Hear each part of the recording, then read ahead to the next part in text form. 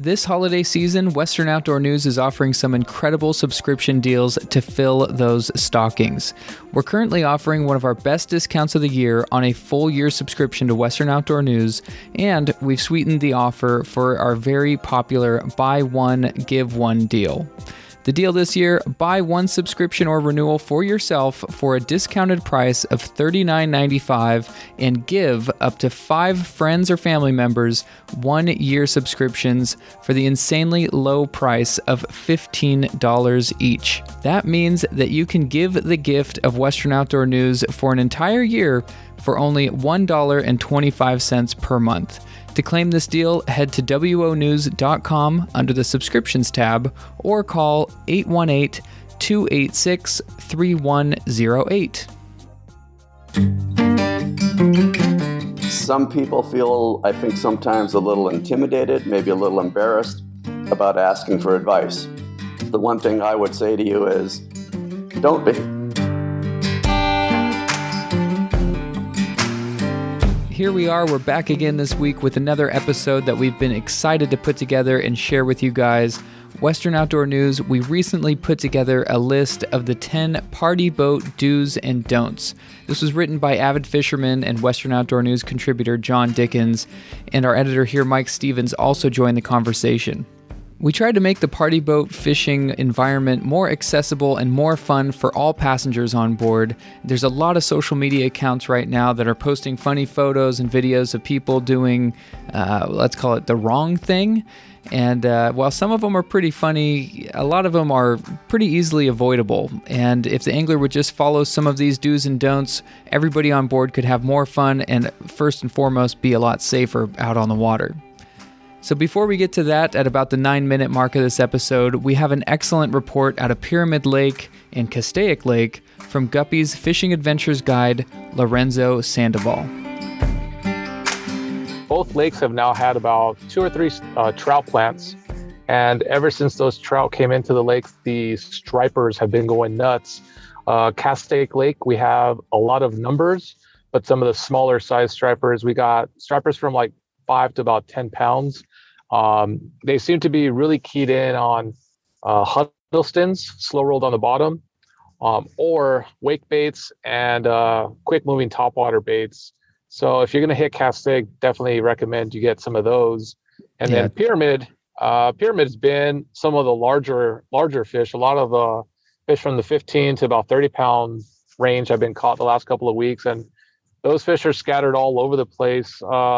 And caught on all kinds of things from spoons to Huddlestons to lunker punkers, a little bit of everything at Pyramid.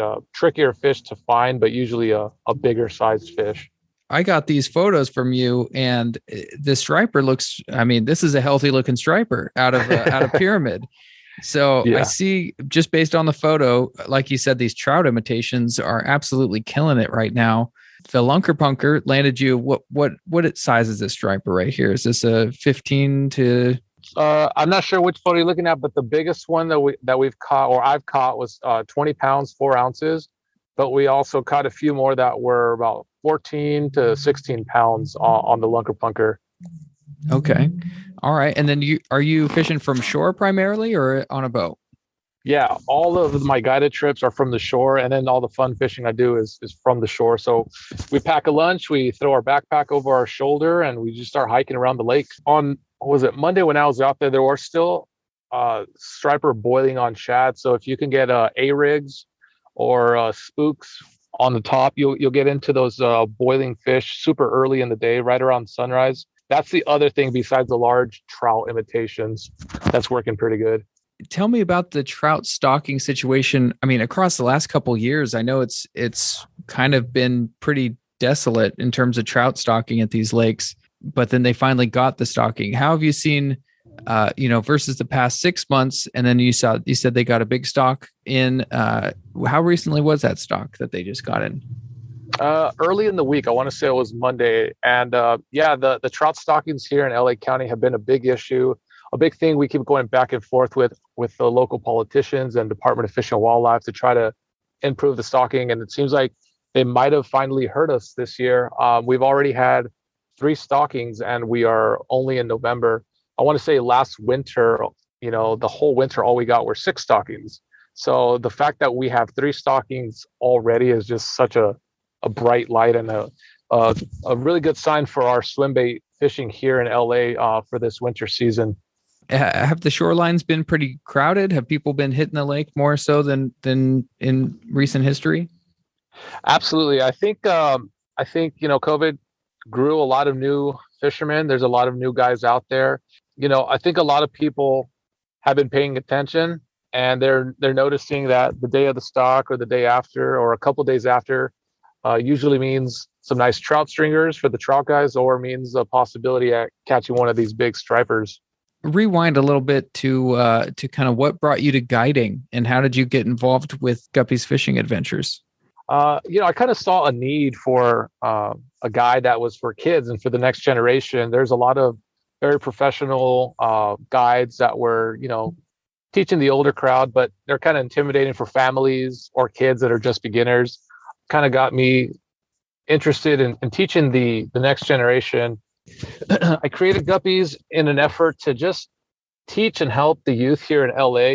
We have very few opportunities. So I just wanted to kind of pass along what I knew from all my years of fishing here in LA. I grew up in the San Fernando Valley, so I have quite a bit of knowledge of all the local lakes and this and that. So Guppy's Fishing Adventure started from that. I just wanted to help the youth and the kids and the families that are beginners that don't know what they're doing. And then it kind of evolved to just my passions like fly fishing and swim bait fishing, surf fishing. So we do a little bit of everything. In the wintertime, when the weather gets a little cold for the kids, we key in on these big bass and big stripers. And I take some of the older guppies, some of the older kids out fishing at the local lakes here.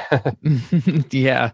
And looking through your social media accounts, it's very clear you get a lot of kids out on the water, which is just awesome in terms of passing the tradition of fishing on to a new generation. It's so important on so many levels. So really appreciate the work you're doing there. But talking about some of the older anglers that you've had, we've actually had one of your customers on the show in the past. Tell me about that cover shot and the angler that was on this exact podcast. Oh gosh, what was it? Maybe a year ago? A little bit less? Yeah, Raul Martin is a tourist from Spain who's now become a really good friend of mine. The dude just loves swim bait fishing and contacted me and said, Lorenzo, let's go to Castaic. And I said, let's go to Pyramid instead. And we spent a couple days out there, and he ends up just absolutely crushing his PB. Biggest bass he had caught in Spain was 6 pounds. And then he comes to LA and he catches one that's like 11, I think it was 11 or 12 pounds. I forget the exact weight, but somewhere around that range on the Huddleston. So yeah, we did pretty good last winter, and we're looking to break Raul's record. That's our joke right now. He caught a 16-pound striper last year, and I just caught a 20. So the next goal is to break Raul's largemouth record, which was 11.5 pounds. Wow. Yeah. Hey, more power to you. Keep trying. Yeah. So let's fast forward again back to the current bite at Castaic and Pyramid. Are you catch and release? Are these safe releases? What have you seen in terms of releasing some of these fish back into the water? I'm going to say most of the striper that I've seen, especially the bigger ones, have been released. Everybody always wants to get their photos in, but most of the swim bait guys are pretty knowledgeable as far as handling these fish and releasing them safely. The fish that I've seen that are being kept are usually the smaller schoolie size striper, but most of the bigger fish I have seen get thrown right back into the lake for someone else to catch. So Castaic and Pyramid striper and trout action is heating up. Thanks again to Lorenzo for calling in and giving us that rundown of those two lakes. If you are listening and you have a report that you'd like to call in, it's as easy as leaving us a voicemail here at the Western Outdoor News Podcast.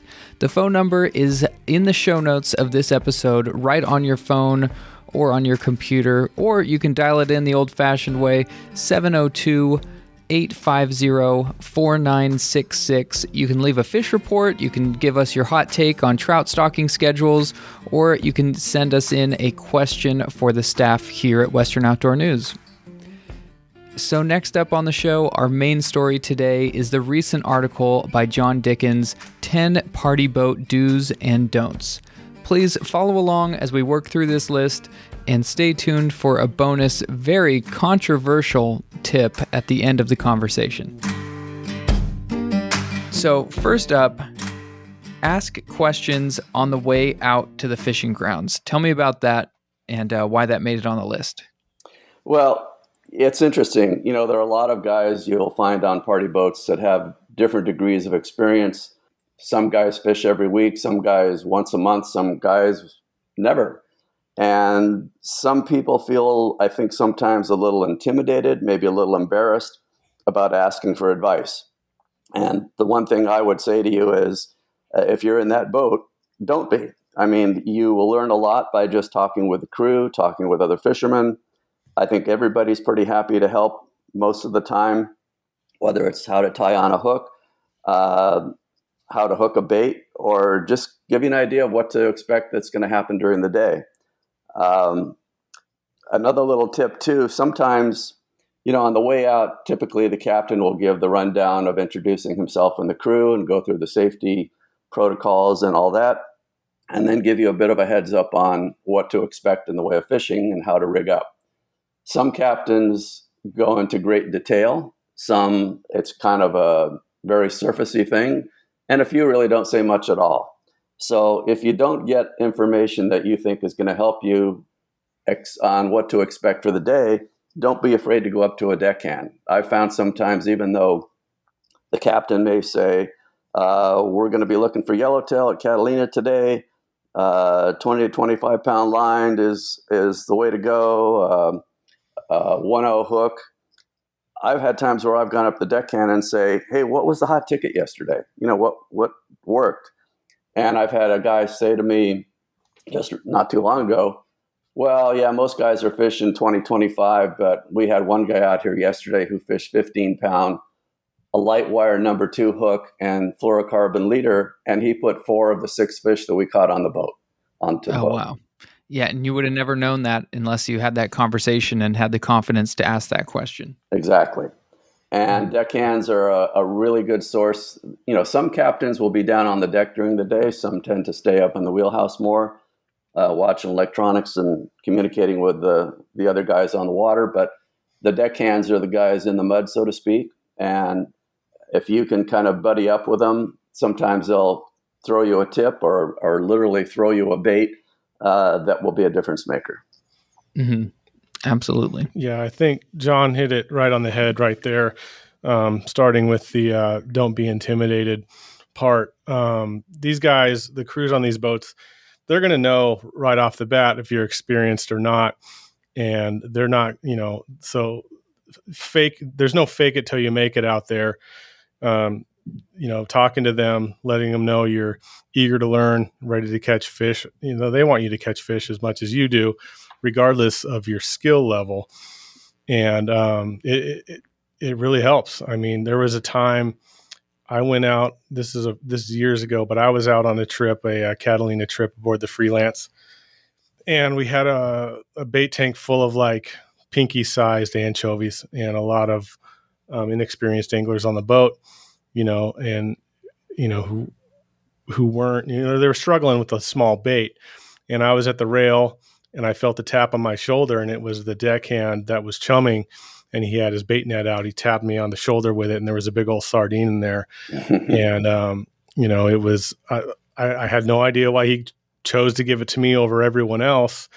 And all I could think of is, I don't know, maybe I kind of looked the part, I had extra tufts on and, a boat t-shirt on or something but it very easily could have happened with anybody else who would have asked for that advice on the way out across the channel too.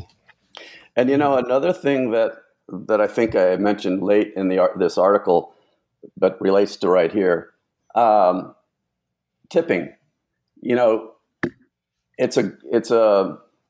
not a habit that most guys have on party boats, giving a few bucks to a deckhand or the galley cook or whoever it may be, but that sometimes will pay off in the long run.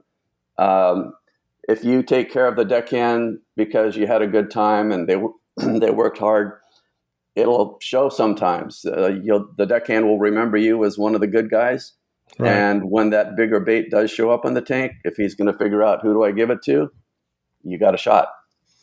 Yeah. Yeah. I like to casually throw out there, if I get jackpot today, it's all yours, that kind of thing. And, when they know that, they want you to get that jackpot. And even if you don't get it, they know, you're someone who understands how it works, the game, and, you'll probably be tipping them anyway at the end of the day. I've also noticed on some boats, more of the overnight boats or multi-day boats, but I've even started to see it a little bit on some of the 3/4 day boats, especially when we were seeing those tuna come up between the Channel and Catalina and down south, that they would have a little seminar in the galley on the way out to the fishing grounds.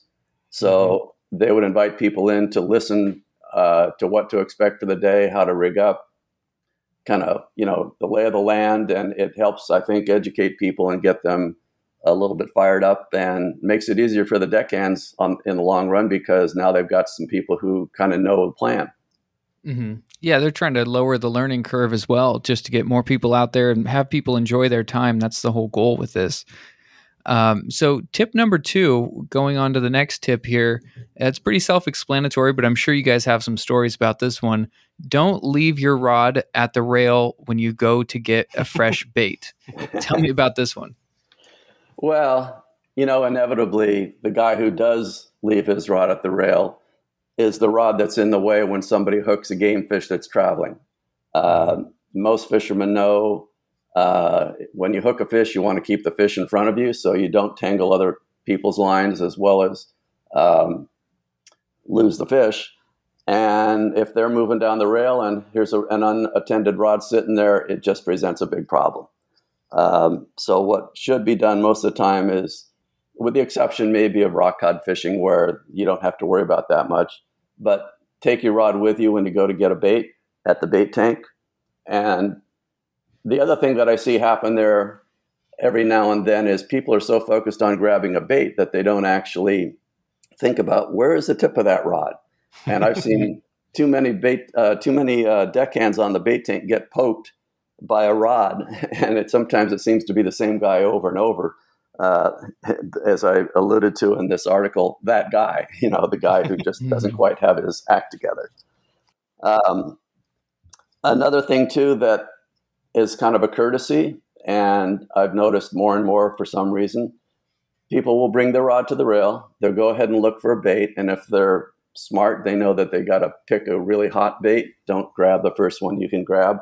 But then they'll sometimes sit there once they did finally get their bait, and if it's a crowded boat and your people are waiting to get to the well, they'll sit there and they'll hook their bait right there and take an extra, 15, 20 seconds or whatever that they could have done back at the rail. So as a courtesy, once you do get your bait, move away from the bait tank and let someone else get in there. So a lot of these tips kind of revolve around being in the right place at the right time. So jump into tip number 3, the guy with the fish on has the right of way. So it goes back to just making sure you're in the right place at the right time and that you're not hindering anybody else's ability to be catching fish, especially with a guy who has, or a gal who has a fish on. Absolutely. It's something that the deckhands and the captain will certainly yell out if that needs to be done, but it's courtesy again. If you have a fish on and somebody is in a spot, you'd want them to move for you, so do the same. I remember one trip many years ago fishing at the Coronado Islands for yellowtail, and it was one of those days where it was kind of tough fishing, and for some reason, I don't know, I put on the right socks or something that morning, and I was the hot guy, and I hooked a yellow, and this was also back in the days when there was more fishing on numbers, the numbers that are painted on the rail that correspond to a ticket that you bought. And there was one fellow who just didn't want to move. And I think he got a little frustrated when I hooked my second fish, and I had a hard time getting around him, but finally did. I hooked a third fish, and he didn't move, and he was giving me a bunch of grief. And I don't know, somehow or another, my elbow brushed against his ribs, and it's not something I would ever do again, but he didn't give me any trouble after that.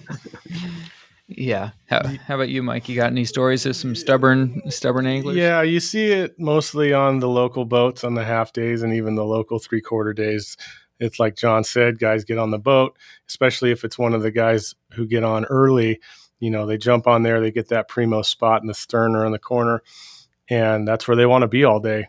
And he mentioned rockfish trips earlier. It doesn't really matter on a rockfish trip, but if you're on a drift and everyone's trying to do the right thing in terms of working with the wind and stuff like that, is everybody's got to be on the same program, moving through. And then once you get back in line, and you're going to be in the hot primo spot again, and that's how it works. But as far as fighting fish, I take it to the next level. When I'm out there, if somebody catches a fish near me or hooks a fish near me, I just get out of the way. I don't care if I just threw a hot bait out there and I wind it back in. I let that guy get some cranks on it, and the deckhands, tend to him, and then I figure out a better spot to get out there, because I don't want to be part of a guy losing their fish or a huge tangle that takes me out of the game for 20 minutes either. Mm-hmm. So that's a big part of it, is just, knowing, if I see a guy in a half day who doesn't want to move out of his spot, it's a half day. So I let it happen, let that guy have a good time, I guess. And maybe he becomes a better angler later. Yeah. But it's definitely something to be aware of. And you can tell everybody else is doing it. So just join the team. It's like anything in life. I think just do the right thing. Right. Yeah. Yeah. So speaking of doing the right thing and these party boat do's and don'ts, here's a don't for you. Number 4 on the list is, if you suddenly get bit, in quotes, be darn sure that it's a fresh fish and not your line tangling around the line of the guys fighting the fish near you. Tell me about that. Seems very specific. Tell me about that story.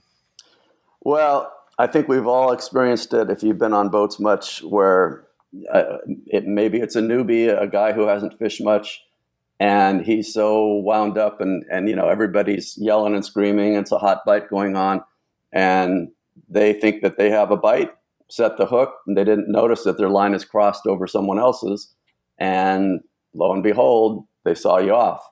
And of course, if it's a situation where it's braid against mono, meaning he's got whoever has the weaker line, the mono is going to get cut off. So you just want to be real sure, watch your line, stay in front of your line. A lot of guys don't keep up with their bait, or once they hook a fish, there's the old walk and wind line that you'll hear from the crew. Keep turning the handle as you're moving up and catching up with your fish if it's ahead of you, going up the line or whatever.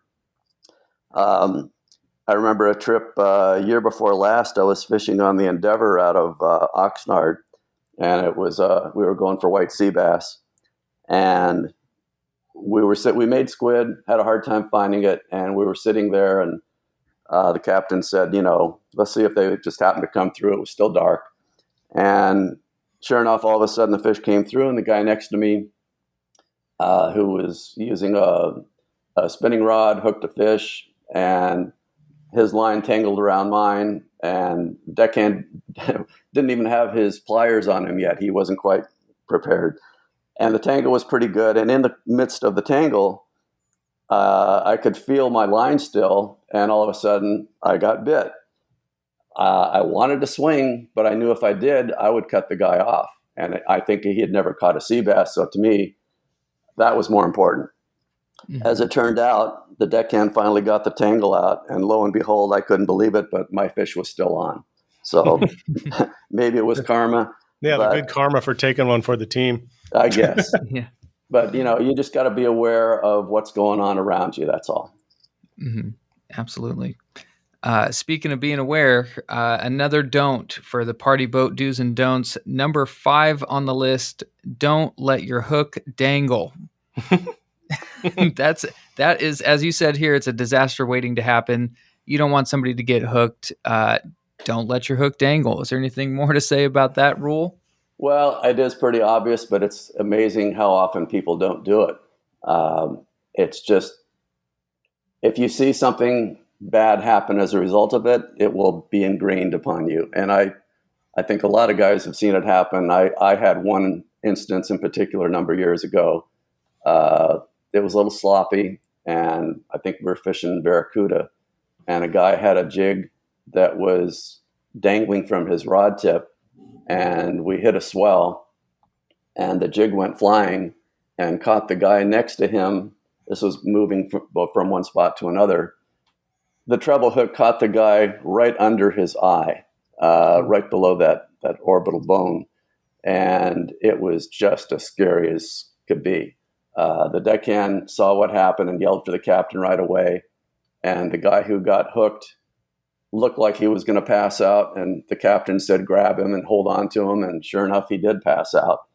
And they didn't know what to do because they didn't want to obviously make the injury any worse. And long story short, the captain cut the shank of the hook, the ring of the jig, and the treble hook was still caught in his flesh there, and ended up taping it to his head, just so that it wouldn't move. And the Coast Guard came out and took the guy in, and I hoped he was okay, never really hurt. But the guy whose jig was bouncing, I guarantee you he will never let that happen again. Mm-hmm. And I think any of the people that saw that happen realize that even if it's just a hook without a jig attached, it's just not worth it. So hook it onto your reel seat, hook it onto, a support for one of your guides, find a spot so that it doesn't present a problem. That's actually, that's the worst case scenario in that situation. You can also apply this to when your rods are in the rod holders on the side of the side of the galley or whatever. Absolutely. Especially if you're fishing with iron or sinkers, dropper loops. The crew doesn't want those sinkers smacking against the side of the boat either, or even the windows of the galley. And it's always with heavy jigs when it happens, or dropper loops. And the following trick I learned pretty late in the game, but just a few years ago, I saw how guys with dropper loops would take that torpedo sinker, drop it all the way down to the level of their reel, grab the sinker and just wrap it around the reel handle a few times. And while you still kind of have a hook dangling there, it's at least close to the rod, and the sinker is not going to swing back and forth and smack into the side of the boat, chipping the paint or breaking the windows or anything else. So it's not just for rods you're carrying it around, it's your other 3-4 rods that you have that you're not using, especially when the boat's running. You got to make sure that's all tightened, battened down. Absolutely. For the run. Yeah. So we had a couple of don'ts in a row here. Here's a do. Do the tuna shuffle. Explain what the tuna shuffle is. Well, I think it kind of originated from trips focused on fishing for tuna, but it applies to any time really that the boat is drifting. Traditional fishing, usually the captain is going to anchor the boat up if you're fishing over structure or fishing a reef or something like that, where the fish are structure oriented. But there are times when you're drifting, and even when you're anchored sometimes and the current is just really strong, or you have a wind against current. There's a lot of different situations. You got to follow your bait. So consequently, if you stay in one spot, you're going to end up getting tangled. So the tuna shuffle is just kind of like everybody working together as a team, almost like you're on a dance floor and everybody is in the dance, and you just follow your bait, keep your line right in front of you based on the current and the drift. A lot of times when you are drift fishing, the captain's going to tell you, all right, everybody fish on the port side or the starboard side because that's how we're going to drift. And so long as you keep your line in front of you, there's no problem. But you won't just be able to stay in one spot and do that. You have to move. It's just kind of you'll always have one guy who doesn't quite get it or thinks, well, I don't want to fish with everybody else. I'll fish on the other side. And typically your line goes under the boat and you tangle people up. So the old line about wind in your face, you're in the right place.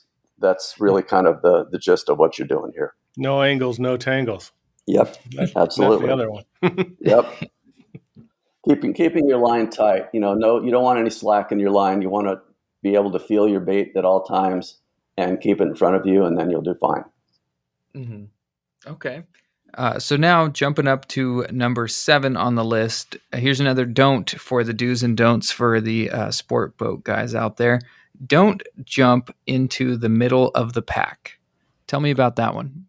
Well, it's another courtesy thing, and I'll admit I've been guilty of it. And I think what happens is everybody kind of is aware of the courtesy of the way that they like to see it happen on the boat is if everybody is drifting, if you're drifting and everybody is moving along, you want to get to the end of the line, so to speak. It may take you a while to get to the primo spot on the boat, whether it's the stern or a corner or whatever it may be, but everybody will end up getting there.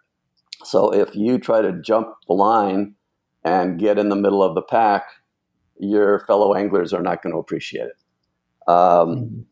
The only thing I would say that is maybe an exception, if you're fishing with a bunch of buddies and everybody is cool with it, no problem. They'll let you in. But if it's people you don't know, it's probably not wise. Or if you do fail to go to the end of the line, but you're not really interrupting anybody and you're nice about it and say, hey, buddy, you mind if I slide in? And the guy says, sure, well, then you're good to go. But if you get a frown, I wouldn't do it. The other thing, maybe once in a while, you can take advantage of, if it's a crowded stern and somebody goes to get a fresh bait and leaves a hole, it's not terrible to slide into the hole. If it's not a hot and heavy bite where everybody is kind of frantic and running around. But again, you want to do it in a courteous way and just make sure you're not offending anybody. Mm-hmm. How about you, Mike? Any stories about people kind of jumping in the middle of the pack there? I was just going to add that, when you're dealing with the middle of the pack, that's a cluster of baits that's already out there. They've already made their way down. So if you jump into the middle and you're casting into the middle of that, you're also just asking for a tangle, rather than, like John said, start at the end of the line where the middle of the pack started out, and your bait's eventually going to get to the same place where it needs to be anyway. Like, everyone's bait's going to go, where the current and wind dictates, they are live bait. They can go wherever they want, but they tend to do the same things, especially when you're on a drifting boat. And even sometimes, relative to that, if you start away from the majority of the baits, you may stand out to a fish that's in that vicinity and get bit because you're not in the mix. Right. Mm-hmm. So going forward to number 8 on the list, there's a theme here to kind of watch your hooks, right? But this one in particular is tip number 8: keep your eye on your hook when you're casting. Tell me about the difference between letting your hook dangle or not letting your hook dangle and keeping your eye on your hook while you're casting. Well, you'll hear the crew talk about this a lot, especially if on the way out to the grounds, a lot of times the captains will say, hey, we're going to be fishing barracuda. A lot of guys are going to be throwing jigs. Always make sure you look behind you before you cast. You don't want to hook another fisherman or a rod or the boat or whatever it may be. The worst case scenario, of course, hooking a fellow fisherman. Another old adage is you can't miss the ocean, but you can do some damage if you aren't watching where you're casting. So don't worry about looking forward, look behind you. And even fishing bait in the stern, especially as things heat up and people get a little bit careless, pay extra attention, not only if you're the caster, but if you're another fisherman. I know a number of times I've almost been hooked and wasn't because I was watching as I was getting a bait from the bait tank, or I saw that there were one or two fishermen that were not being real careful. I would just kind of try to avoid them and stay out of their range. I've seen deckhands get hooked because the guy was not watching behind him. It's a scary thing if you get hooked. I think, if you're on the water long enough, you're going to end up with a hook in your body somewhere. I've had my share, and I think everybody knows it's not only bad for you, but if you're the person who hooks somebody, it just ruins your day. It's not a fun thing. No, not at all. Yeah, I'm glad you mentioned that second line from the crew. That is a classic. When it comes to watching the hook, whether it be a live bait hook or an iron, watching it instead of the ocean, because that's when you hear a lot is you don't watch the ocean, you're not going to miss. It's plenty big. Yep. Yeah. But there's all kinds of damage you can do behind you if you're not paying attention. Absolutely. Yeah. All right. So here's some more casting tips for number 9. Don't cast a jig in the stern area when everyone's fishing bait. I'm sure that's another safety tip, but tell me more about that. Not casting a jig on the stern when everybody else is fishing bait.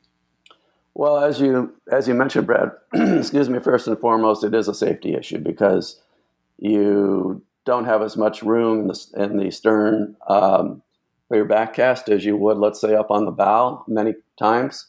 And usually the captain is going to say, pardon me, that they want everybody throwing a jig to be on the bow or forward of the house on the boat so that you're not interfering with those guys that are fly lining a bait.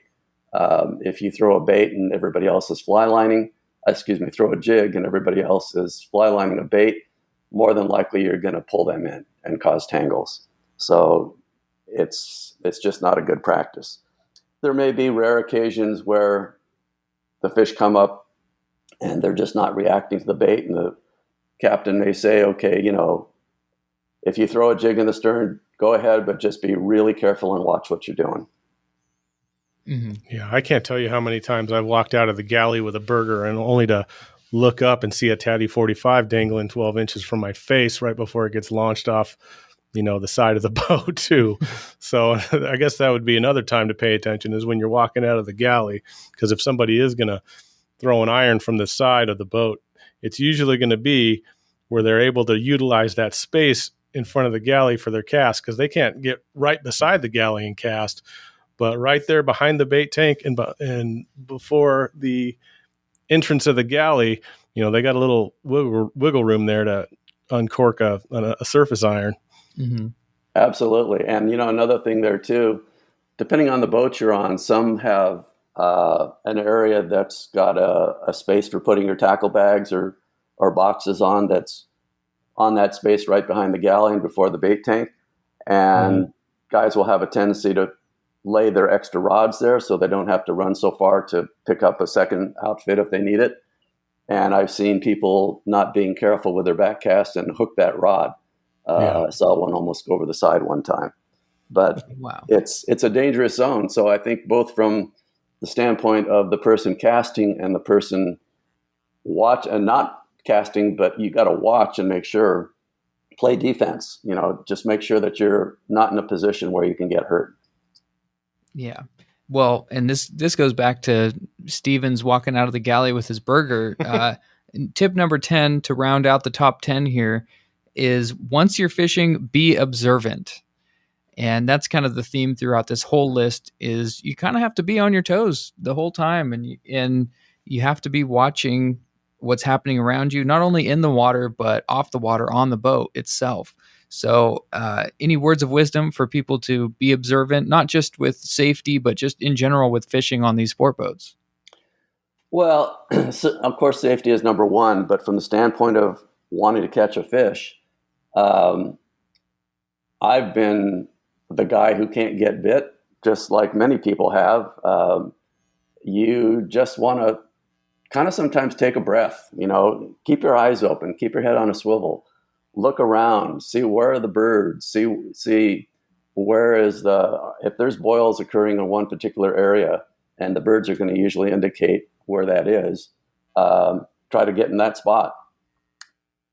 As well, there seems to be always one or two or three hot sticks on the boat, the guys that are just getting bit or hooking fish, landing fish more than everybody else.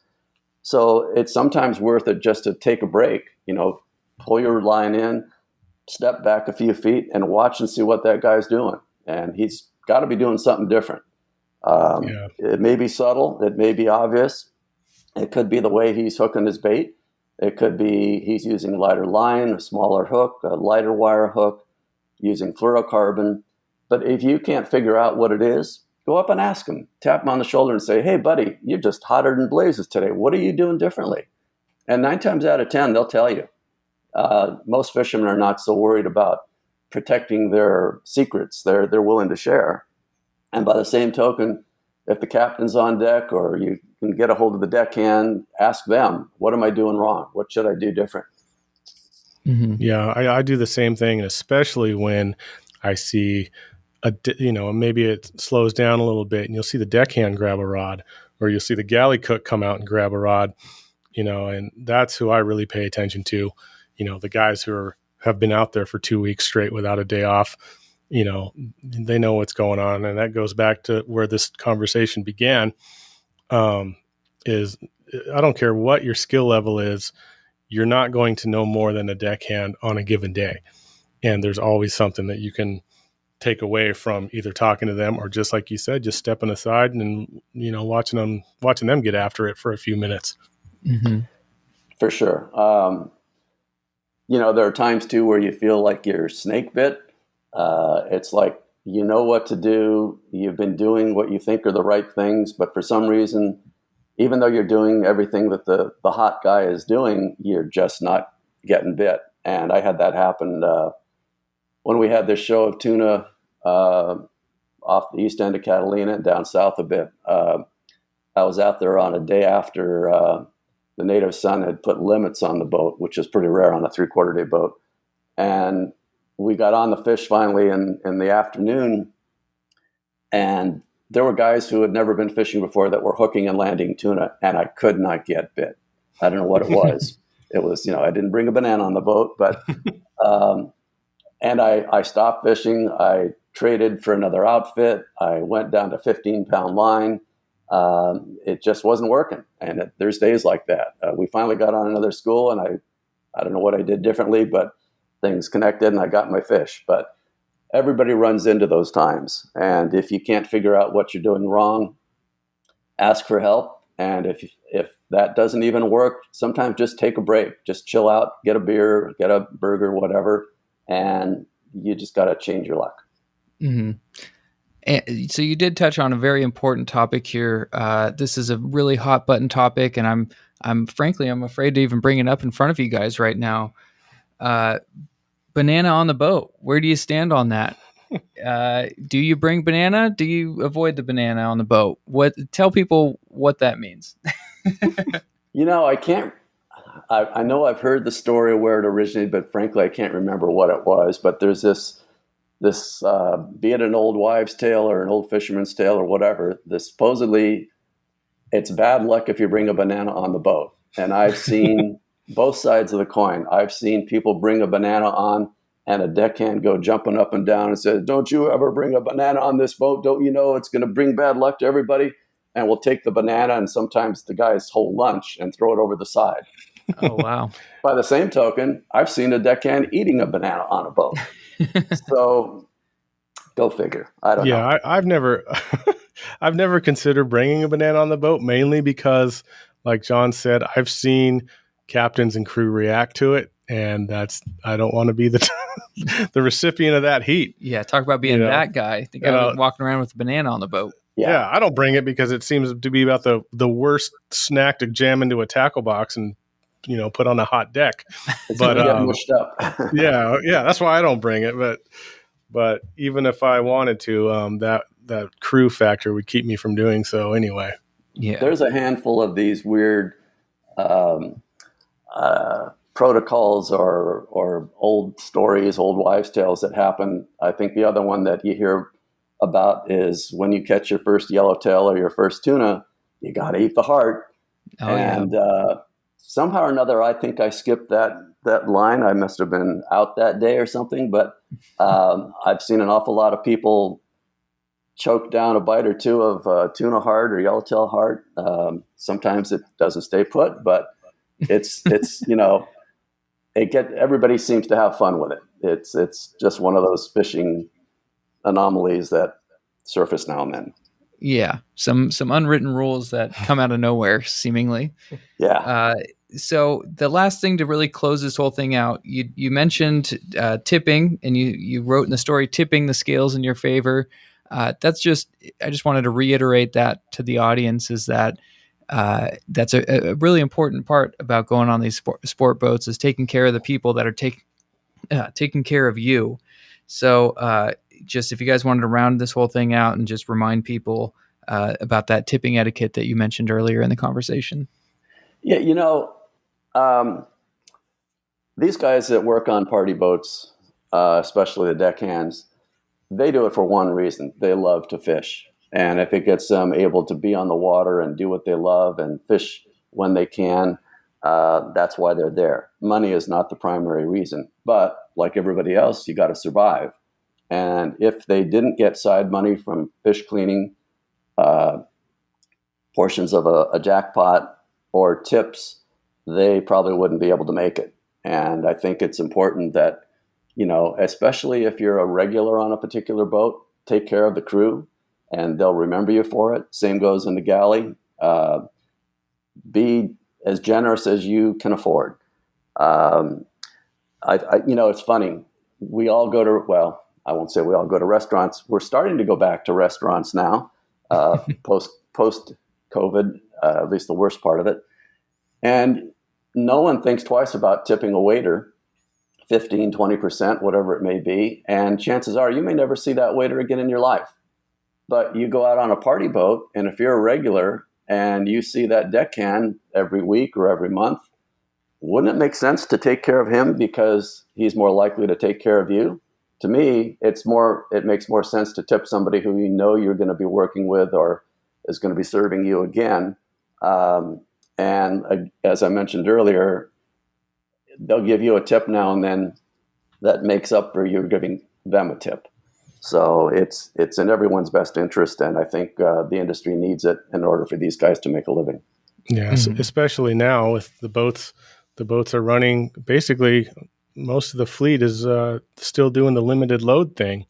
They don't have to, but you don't see so many half-day boats with 70 anglers on them anymore like you used to. So there's a lot, that's a lot less fish fillet money they're making and a lot less potential tips, and you're out there, as an angler, you're out there with less people. It's better trip than you used to take if you used to get on boats that were more packed, so that should be reflected, as part of your tip, just like, you're tipping for their service and everything else. But that's just another thing to keep in mind is these guys have way less potential tippers out there now, especially on, the local half days and even some 3/4 days. I always, I always put a X amount in my wallet when I get on those trips. I know I'm going to spend this much in the galley, this much on filleting, and I just say goodbye to the rest of it. Before I even start fishing, I know that money's all going to stay on the boat, and that amount will differ from one guy to the next. But John also mentioned if you want to become a regular one day at a landing or even on a specific boat, they remember that stuff, and they're going to take care of you as long as you keep going out there. Mm-hmm. Yeah, I think, I've even seen some guys who, when they first get on the boat, will go up to the deckhand and give them $5 or $10. And I think they're just trying to say, hey, I'm one of the good guys. Take care of me. I'll take care of you. But certainly, there are times when I haven't gotten fish cleaned. Either I didn't have any or I just didn't want any more. But I'll make sure that I tip the deckhand before I get off the boat just because he's doing a good job. Yeah. Yep. All right. Well, thank you so much, John. Thanks for joining us. And thank you, Mike Stevens, as well, for joining the conversation.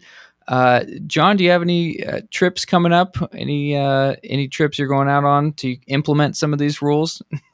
Well, I fished once this week, and actually a few of the things that Mike mentioned, I was reminiscing about this was rock cod fishing time mostly, although I guess there's still some tuna out there at the Tanner.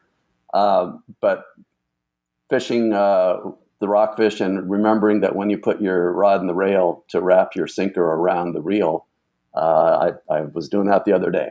And it is one of the things that not everybody does, and it's a good idea. But this is a time of year when all the boats are hurting for passengers, the holidays and all. They don't get very many people out, and they keep talking about reservations are important. So I've tried to get out on a number of boats and found that they didn't have enough to get out. And so if you're thinking about going, make those reservations so that they say, well, we've had 3 calls, but nobody's reserved yet.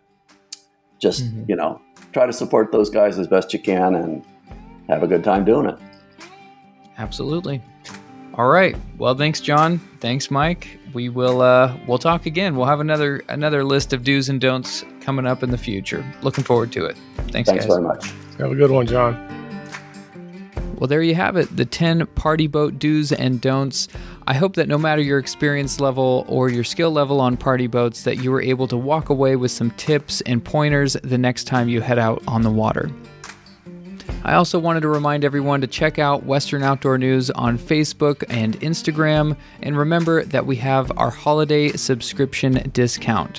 That's $34.95 for one subscription, and you can give the gift of one to 5 friends or family members for only $15 each. Otherwise, hey, we'll see you next week at the Western Outdoor News Podcast.